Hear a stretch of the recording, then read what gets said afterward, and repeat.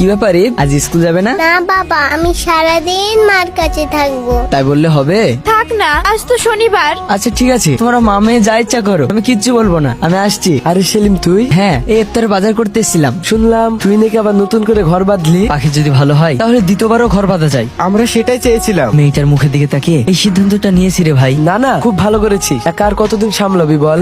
রমজান মাস, ইফতারিতে আমাদের বাড়িতে আয়। হ্যাঁ রে, চাচা চাচি থাকতে কতদিন গিয়েছি, এখন আর তেমন যাওয়াই হয় না। সময় পেলে অবশ্যই একদিন যাব।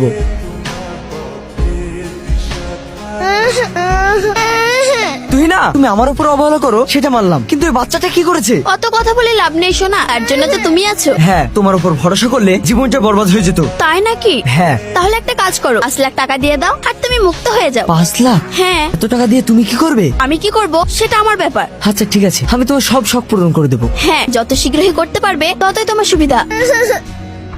এ নাও তোমার 5 লাখ টাকা। হ্যাঁ, টাকা? দাঁড়াও, তার আগে তোমাকে এখানে সই করতে হবে। আরে টাকা পেলে আমি আমার ডেড বন্ডেও সই করে দেবো।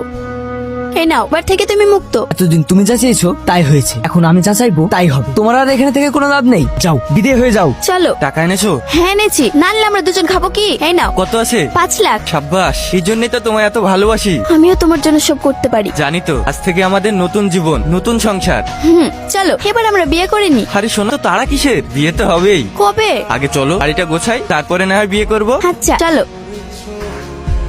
বাড়িতে তালা মারা কেন? সেই জন্যই তো বললাম একবার না হয় ফোন করে নাও। এ কি আপনারা? কি ব্যাপার বাপ, বাড়িতে তালা মারা? তুহিনা কোথায়? তুহিনা এখানে থাকে না কেন? ও আপনাদের বাড়ি যায়নি? না তো, তাছাড়া ও এই সংসার ছেড়ে আমাদের বাড়ি যাবে কেন? দেখুন, প্রায় 1 মাস হয়ে গেছে তুহিনা আমার সঙ্গে থাকে না। মানে? হ্যাঁ, আপনার মেয়ে 5 লাখ টাকার বিনিময়ে এই সংসার ছেড়ে চলে গেছে। তুমি এসব কি বলছো বাপ? তাহলে তুহিনা কোথায় গেছে? কোথায় গিয়েছে আমি বলতে পারবো না, হয়তো নতুন কোনো খরিদ্দার পেয়েছে।